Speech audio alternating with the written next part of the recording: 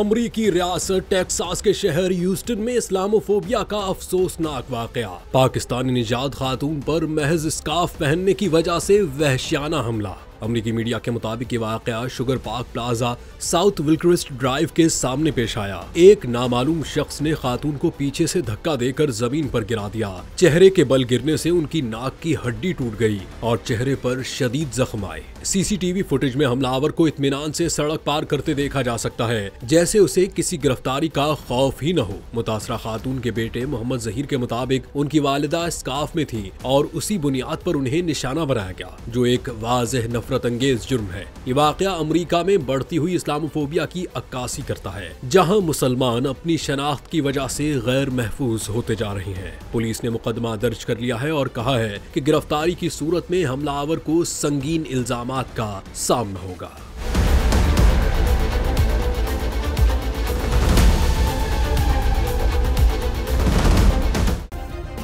Subscribe करें और bell दबाएं ताकि कोई खबर रह न जाए।